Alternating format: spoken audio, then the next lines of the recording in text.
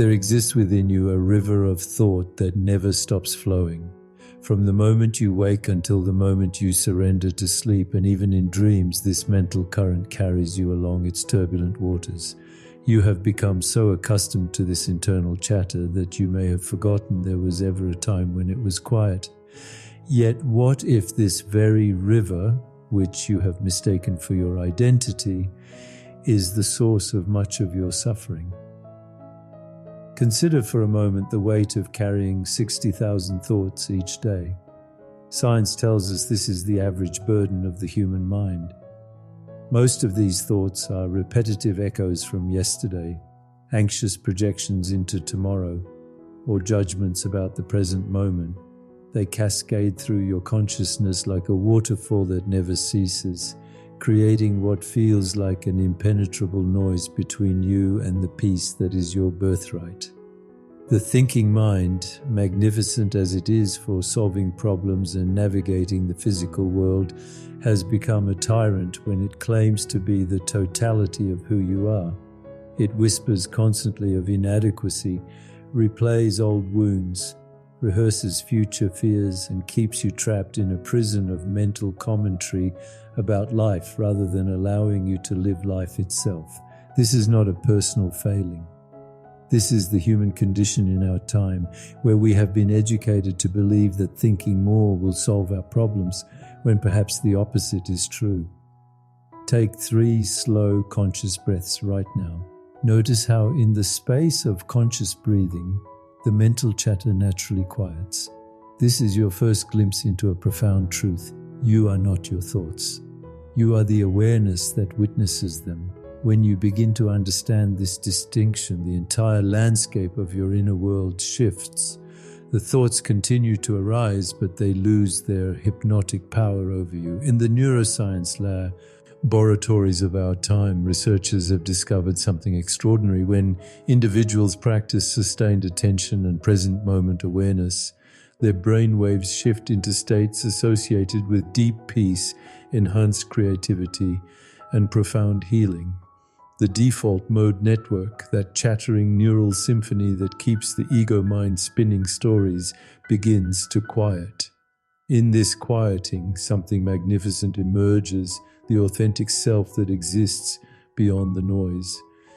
Yet the mind resists this quieting with remarkable creativity. It will tell you that thinking less means becoming passive, unintelligent, or spiritually bypassed. This is the ego's survival mechanism speaking. The thinking mind has convinced you that without its constant commentary, you would be lost. But consider the master archer who releases the arrow not through mental effort, but through a profound stillness that allows natural intelligence to flow. Consider the mother who knows intuitively how to comfort her child, not through analysis, but through a wisdom that emerges from silence. There was a woman who came to understand this truth during a period of profound anxiety. For months, she had been caught in loops of worried thinking about her health, her relationships, her future. Each thought spawned 3 more thoughts, creating an endless spiral of mental suffering. Traditional approaches had offered her strategies to think differently, but none addressed the fundamental question: what if the very act of excessive thinking was the problem? When she began to practice simply observing her thoughts without engaging them, something shifted. The thoughts continued to arise, but they began to lose their grip on her emotional state. In the space between thoughts, she discovered a peace that had always been there, waiting beneath the noise. This is not about becoming mindless or abandoning the intellect. This is about discovering the difference between functional thinking and compulsive thinking. Functional thinking is like a tool you pick up when needed and put down when finished. Compulsive thinking is like a tool that has become glued to your hand, operating constantly whether useful or not. The mind in its natural state thinks when thinking is called for and rests in awareness when it is not. Your brain, that magnificent 3-pound universe within your skull, is not designed for the constant stimulation and information overload of modern life. Neuroscientists have discovered that the brain requires periods of non-focused attention, what they call the default mode, for optimal functioning. But when this default mode becomes hijacked by repetitive, stressful thinking, it creates neural pathways that reinforce anxiety, depression, and a sense of disconnection from life itself. The ancient wisdom traditions understood what modern science is now confirming. The mind in its natural state is like a clear mountain lake, reflecting perfectly whatever appears in it without disturbance. Thoughts arise like clouds reflected on the water's surface, but they do not disturb the fundamental clarity of the lake itself. You are that clear awareness, and though teas are simply temporary appearances within your field of consciousness, when you begin to rest in this understanding, thinking becomes something you do rather than something that does you. The difference is profound. Instead of being carried away by the river of mental activity, you become like the riverbank, stable and unmoving, allowing the water to flow without being swept away by its current. From this place of stillness, when action is needed, it arises with a clarity and efficiency that the busy mind could never achieve. Notice right now where in your body you feel the effects of mental tension. Perhaps it is in your shoulders, carrying the weight of unfinished mental business. Perhaps it is in your jaw, clenched from the effort of trying to think your way to solutions. Perhaps it is in your chest, constricted from the anxiety of endless mental scenarios. This physical tension is your body's way of showing you the cost of excessive thinking. Your body is always in the present moment, and when your mind is elsewhere, the disconnection creates stress that manifests as physical tension. The path beyond this neural storm is not complex, though it requires patience and gentle persistence. It begins with the recognition that you have a choice in each moment to follow the thinking mind down its endless rabbit holes, or to return to the sanctuary of present moment awareness. This returning is not a one-time event, but a continuous practice of coming home to yourself. Between each thought lies an infinite space. In that space exists the peace you have been seeking through thinking. In that space lies the creativity that emerges not from mental effort, but from allowing. In that space waits the wisdom that knows what to do without needing to figure it out. This space is not empty.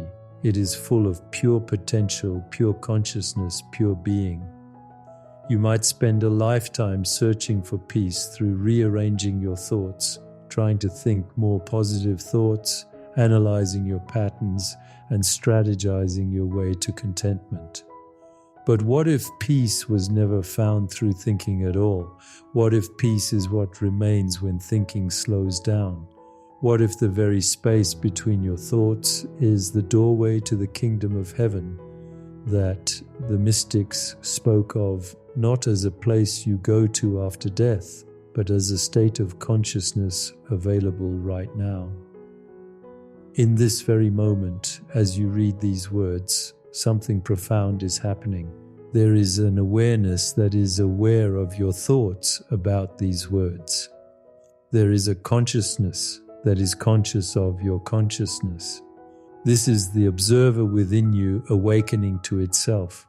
This observer is not another thought, not another mental position, but the very ground of being from which all experience arises. When this observer begins to recognize itself, the entire game of human suffering starts to transform. The observer is that which remains constant while everything else changes. It was present when you were 5 years old, and it will be present when you are 95. Your thoughts have changed, your beliefs have evolved, your body has transformed countless times, yet this witnessing awareness has remained unchanged. It is the eternal within the temporal, the infinite within the finite, the timeless within time. When you begin to identify with this observer rather than with the observed, you discover the unshakable peace that is your true nature. Most human suffering comes from mistaking yourself for what you observe rather than recognizing yourself as the observer. You think you are your anxious thoughts, so you suffer when anxiety arises. You think you are your angry emotions, so you resist when anger appears. You think you are your aging body, so you fear when time takes its toll. But what if all of these are simply experiences arising within the field of your awareness, like clouds passing through an endless sky? The observer does not judge what it observes. It does not try to change what appears in its field of awareness. It simply witnesses with perfect equanimity. When you learn to rest as this observer, you discover a remarkable freedom. Thoughts can arise without needing to be believed. Emotions can flow without needing to be resisted. Sensations can appear without needing to be clung to or pushed away. You become like space itself, vast enough to contain any experience without being disturbed by it. Practice this now. For the next few moments, instead of thinking about your breath, simply observe your breathing. Notice how there is the breath and there is that which observes the breath. You are not the breath. You are that which is aware of the breath. This subtle shift in identification is the beginning of awakening. The observer is not something you become. It is what you already are. You are simply learning to recognize what has always been true.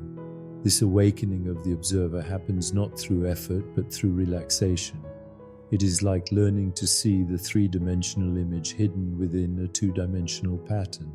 The harder you try, the more elusive it becomes. But when you soften your focus and allow your perception to shift, suddenly what was always there becomes obvious. The observer has always been here, waiting patiently for you to notice it. When neuroscientists place electrodes on the brains of individuals in deep meditative states, they discover something remarkable happening in the neural networks. The areas of the brain associated with self-referential thinking, with the story of me and my problems, begin to quiet down. Meanwhile, regions associated with present moment awareness, compassion, and interconnectedness become more active. The brain is literally rewiring itself toward peace. This is not merely a psychological shift, but a biological transformation. In states of profound stillness, the production of stress hormones like cortisol decreases dramatically. The inflammatory markers that contribute to aging and disease begin to normalize. The immune system strengthens. Blood pressure lowers. Heart rate variability, a marker of resilience and health, improves. Your body begins to remember its natural state of ease and vitality. Scientists have discovered that just 8 weeks of mindfulness practice can increase the thickness of the prefrontal cortex, the area of the brain responsible for executive function and emotional regulation. Simultaneously, the amygdala, the brain's alarm system that triggers fight or flight responses, begins to shrink. You are literally reshaping your brain toward greater peace and resilience. This is neuroplasticity in action, the brain's capacity to reorganize itself throughout your lifetime. The default mode network, that internal narrator that never stops commenting on your life, shows decreased activity in those who cultivate stillness. This network, active when your mind is wandering and not focused on the present moment, is associated with rumination, anxiety, and depression. When it quiets, a different quality of consciousness emerges, one characterized by flow states, creative insights, and profound well-being. Even more fascinating, brain scans reveal that experienced meditators show increased connectivity between different regions of the brain. The logical left hemisphere begins to communicate more fluidly with the intuitive right hemisphere. The emotional centers integrate more harmoniously with the rational centers. You become quite literally more integrated, more whole. This integration is not just neurological, it extends into every aspect of your life. Take 6 slow, deep breaths now, allowing each exhale to be longer than the inhale. Notice how this simple practice immediately shifts your nervous system from sympathetic activation to parasympathetic rest. This is your body's wisdom, guiding you back to your natural state of calm alertness. You do not need to understand the neuroscience to benefit from it. You need only to practice and allow your body's innate intelligence to do what it knows how to do. There was a physician who discovered this truth during his own journey with chronic stress. Years of medical training had taught him to analyze and fix, to think his way through every problem. But when his own health began to deteriorate from the constant pressure of mental effort, he stumbled upon the practice of stillness. What he found was not just relief from his symptoms, but a fundamental shift in how his brain was functioning.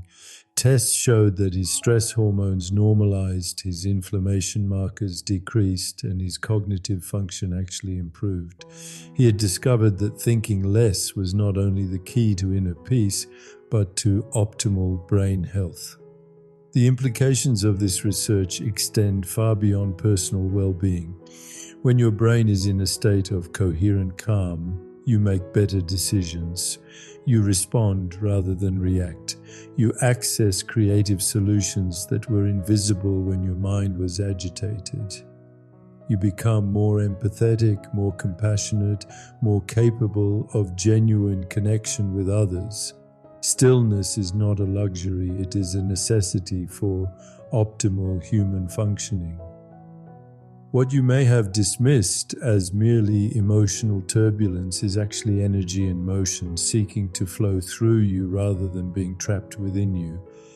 Every emotion, whether you label it positive or negative, is fundamentally a movement of life force, of consciousness itself, expressing through your human form. When you resist this flow, when you try to push away what you do not want to feel or cling to what you do want to feel, you create internal dams that lead to suffering. Anger is not your enemy. It is energy seeking expression and transformation. Sadness is not a sign of weakness. It is the heart's way of releasing what no longer serves. Fear is not evidence of your inadequacy. It is life force alerting you to pay attention. Joy is not something you need to grasp. It is your natural state when the flow of energy is unobstructed. All emotions are visitors in the guest house of your awareness, deserving of welcome but not permanent residence. The word emotion comes from the Latin root meaning to move out. Emotions are meant to move through you, not to become stuck within you. When you understand this, you can begin to relate to your emotional life with curiosity rather than resistance. Instead of asking, "How do I get rid of this feeling?" you might ask, "What is this energy trying to teach me? How can I allow it to flow more freely?" Your body is constantly communicating with you through the language of sensation and emotion. Tightness in your chest might be your heart asking for more compassion toward yourself. Tension in your shoulders might be your body asking you to release the burdens you were never meant to carry alone. Butterflies in your stomach might be your intuition alerting you to pay attention to something important. These are not problems to be solved, but intelligence to be honored. When you breathe consciously with whatever emotion is present, something magical happens. The emotion begins to transform, not because you are trying to change it, but because you are giving it the space and attention it needs to complete its natural cycle. Emotion plus breath equals transformation. This is one of the most practical and profound tools for emotional mastery you will ever discover. Notice what you are feeling right now, even if it seems like nothing in particular. Place your hand on your heart and take 3 deep breaths into that space. Allow whatever wants to be felt without judgment. This is how you begin to develop emotional intelligence, not through thinking about your emotions, but through being present with them as they move through the landscape of your being. Beyond the world of matter that your senses perceive lies a field of infinite potential, what quantum physicists call the unified field, and what mystics have always known as pure consciousness. This is not a metaphorical space, but a literal dimension of reality where all possibilities exist simultaneously, waiting for the collapse of potential into actuality through the power of conscious observation. You are not separate from this field. You are an expression of it, a localized disturbance in the ocean of pure possibility. When quantum physicists discovered that particles exist in multiple states simultaneously until observed, they unknowingly stumbled upon what the ancient seers had always taught. Consciousness is fundamental to reality. The very act of observation collapses the wave function of possibility into the particle of experience. This means that your awareness is not a passive witness to reality, but an active participant in its creation. Every moment, through the quality of your attention, you are literally choosing which version of reality you experience. This quantum field responds not to your wishes or desires, but to your state of being. When you are fragmented, anxious, and conflicted, you draw from the field experiences that match that fragmented state. When you are coherent, peaceful, and aligned, you access possibilities that were invisible from the fragmented state. This is why thinking your way to solutions often fails. You are trying to solve problems from the same level of consciousness that created them. The field of pure potential is accessed not through mental effort, but through stillness. In the gap between thoughts, in the space between breaths, in the pause between heartbeats, you touch this infinite realm. Here healing happens spontaneously. Creative insights arise effortlessly. Solutions appear that your thinking mind could never have constructed. This is the realm where miracles are not violations of natural law, but expressions of a deeper natural law that operates beyond the level of ordinary thinking. Consider the phenomenon of spontaneous remission, where individuals recover from seemingly incurable conditions without medical intervention. Researchers have studied thousands of these cases and found a common thread. At some point, these individuals let go of their struggle against their condition and entered a state of profound acceptance and inner peace. From this state of alignment with the quantum field, their bodies remembered their blueprint for perfect health and reorganized accordingly. You can begin to consciously access this field through the practice of meditation, but not meditation as mental concentration. Rather, meditation as conscious relaxation into the source of your being. When you stop trying to get somewhere and simply rest in where you are, you discover that where you are is exactly where transformation happens. The quantum field is not somewhere else. It is the very fabric of this moment, available whenever you are truly present. Rest for a moment in the space of not knowing, instead of trying to figure out your next step, your next solution, your next strategy. Simply be present to the aliveness of this moment.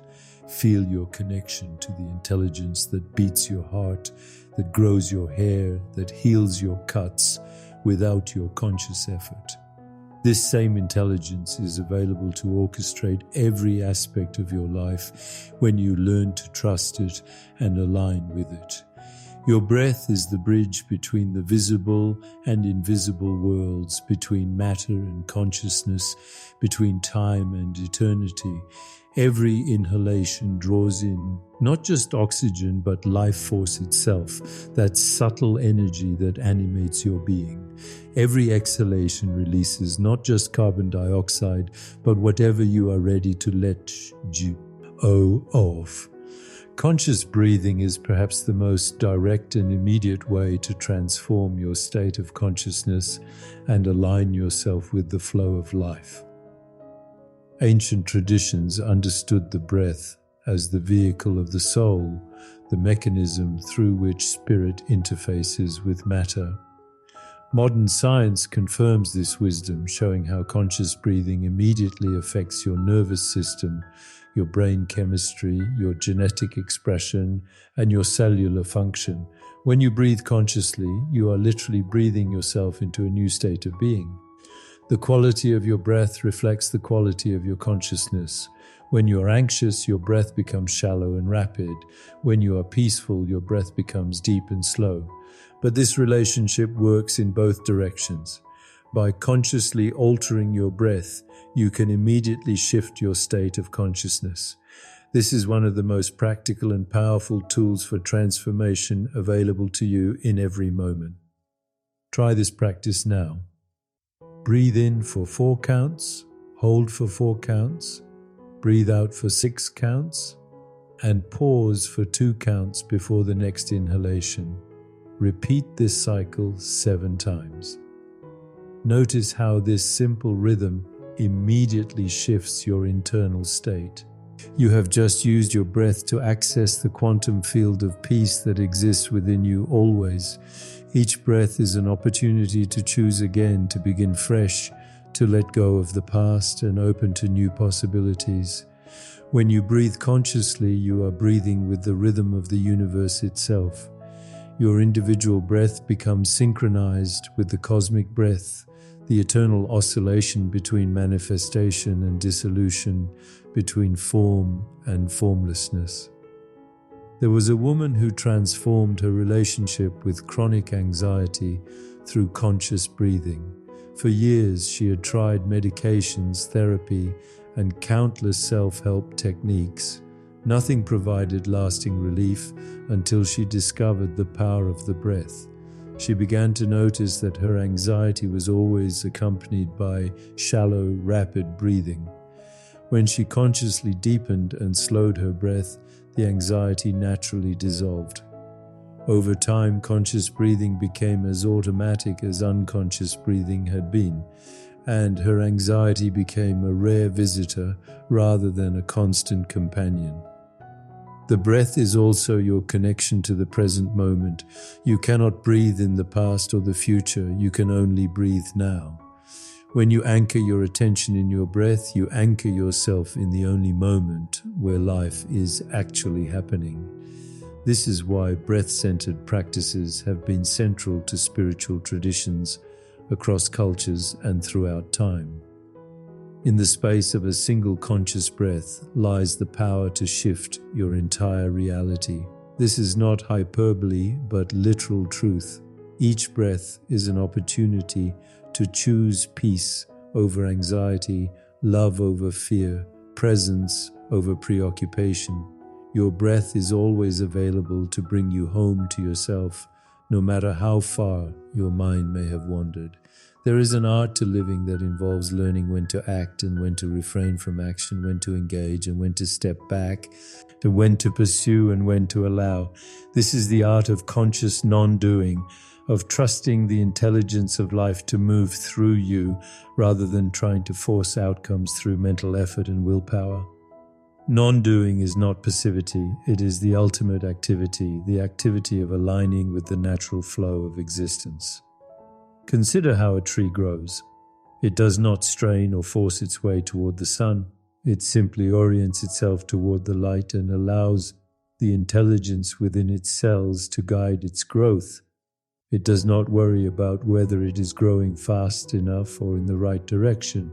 It trusts the blueprint encoded in its being and allows that blueprint to unfold naturally. This is the model for conscious living, orienting yourself toward your highest vision while trusting the process of unfoldment. Non-doing begins with the recognition that you are not the doer of your actions. Your heart beats without your effort.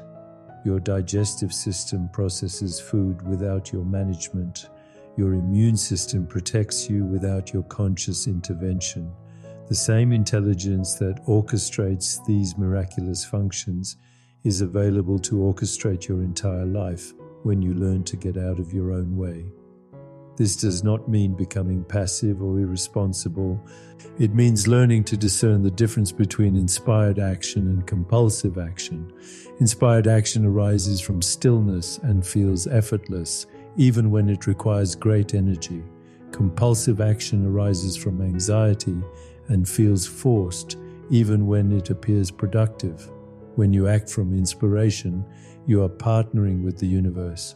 When you act from compulsion, you are working against it. The practice of conscious non-doing involves learning to wait for the right action to reveal itself rather than forcing action from mental planning alone. This requires tremendous trust because the ego mind is convinced that if it is not constantly managing and controlling, everything will fall apart. But what if the opposite were true? What if everything falls into place when you stop trying to control it? Notice where in your life you are efforting unnecessarily. Where are you pushing against the natural flow? Where are you trying to make something happen through sheer force of will? These are the places where conscious non-doing can bring immediate relief and often better results. Sometimes the most powerful thing you can do is nothing at all, allowing space for solutions to emerge organically. This principle applies to healing as well. Often the body knows exactly how to heal itself, but the mind interferes with its worry, its impatience, its attempts to micromanage the process. When you learn to trust your body's wisdom and support it with proper rest, nutrition, and stress reduction, while not interfering with its natural healing intelligence, remarkable recoveries can occur. A businessman discovered this principle during a period of intense career pressure. He had been working 18-hour days, trying to force his company to succeed through sheer effort. Despite his heroic efforts, the business was struggling. In desperation, he took a week-long retreat in nature, where he practiced simply being present without any agenda. During this time of non-doing, insights began to arise about his business that had been invisible when he was caught in the frenzy of constant activity. When he returned to work, he implemented these insights with far less effort and achieved better results than all his previous struggling had produced. True action arises from stillness. True speech arises from silence. True knowing arises from not knowing. This is the paradox of conscious living. The less you try to control your life, the more masterfully it unfolds. This requires a fundamental shift from ego-based doing to being-based allowing. At the very core of your being, beneath all the mental noise, all the emotional turbulence, all the physical sensations, there exists a profound silence. This is not the silence of absence, but the silence of fullness, pregnant with infinite potential. This silence is not empty. It is the source from which all sounds arise. It is not nothing. It is the everything from which all things emerge. This silence is who you truly are. Most people are afraid of silence because they have forgotten their true nature. They fill every moment with noise, activity, and distraction because in the silence they fear they will find emptiness. But what they actually find, if they have the courage to go deep enough, is the very source of fulfillment they have been seeking in all the wrong places. The silence is not the absence of life. It is life itself in its purest form. This silence cannot be created or destroyed. It can only be recognized. It is always present, waiting beneath the surface chatter of the mind like the deep ocean beneath the waves. No matter how turbulent the surface of your thoughts may become, the depths remain perfectly still. Learning to live from this silence means learning to identify with the depths rather than the surface. When you begin to live from this silence, several profound shifts occur. First, you stop taking your thoughts so seriously. They arise and pass away like clouds in the sky of your awareness, but you no longer mistake them for ultimate truth. Second, you develop unshakable peace that does not depend on external circumstances. The silence within you is untouchable by the chaos of the world around you.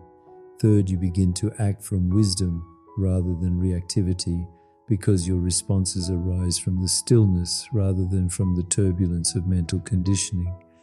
This silence is the source of all creativity, all love, all healing, all wisdom. When you learn to access it regularly, you tap into the infinite resources of your being. Decisions become clear, relationships become harmonious, work becomes effortless, life becomes a flow rather than a struggle. The practice is simple but not easy.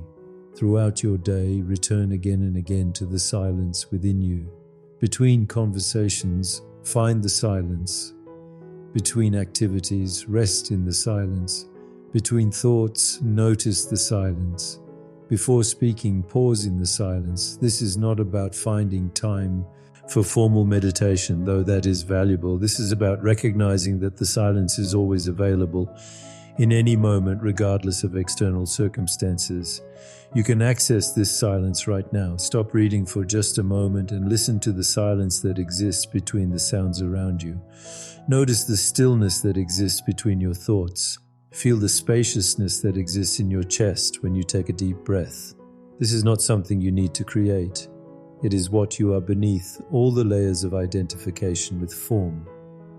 A teacher once spent 30 years searching for enlightenment through complex spiritual practices, intensive study, and countless retreats. One day, sitting in her garden, she simply stopped searching and rested in the silence that had always been there. In that moment, she realized that what she had been seeking was what she had always been. The silence she thought she needed to attain was the very consciousness from which the seeking had arisen. Her spiritual search ended not in finding something new, but in recognizing what had never been lost. Living from the silence does not mean becoming withdrawn from life. It means engaging with life from a place of depth rather than surface reactivity. It means speaking from stillness, acting from peace, loving from wholeness. The silence is not separate from activity. It is the space in which all activity arises and into which all activity dissolves. This silence is your true identity, your essential nature, your deepest self. It is what remains when all the costumes of personality, all the roles of social identity, all the stories of personal history are removed. It is what you were before you were born, and what you will be after the body dissolves. It is the eternal within the temporal, the infinite within the finite. When you learn to live from this silence, thinking becomes a tool you use when needed rather than a prison in which you are trapped. Peace becomes your natural state rather than a goal you are seeking. Love becomes what you are rather than something you are looking for. Joy becomes your spontaneous expression rather than something dependent on circumstances. The journey from thinking more to thinking less is not a journey to anywhere else. It is a journey to where you already are, beneath the noise, beneath the struggle, beneath the endless seeking. It is a coming home to yourself, to the silence that you are, to the peace that has always been your true nature. The invitation is simple. Stop trying to think your way to inner peace and discover that inner peace is what remains when thinking slows down. Trust the silence within you. Rest in the stillness that is your essence. Allow the natural intelligence of life to move through you rather than trying to control it with mental effort. This is not about believing anything or adopting any particular philosophy. This is about conducting an experiment in the laboratory of your own awareness. Test these truths not against any external authority, but against the reality of your own direct experience. The peace you seek is not a destination to reach, but the very ground you are already standing on. In this recognition, thinking finds its proper place as a servant rather than a master, and you discover that what you have always been seeking has been what you have always been. The silence that heals, the peace that surpasses understanding, the love that needs no object, the joy that requires no reason, all of this is revealed to be your very nature when the noise of excessive thinking finally comes to rest,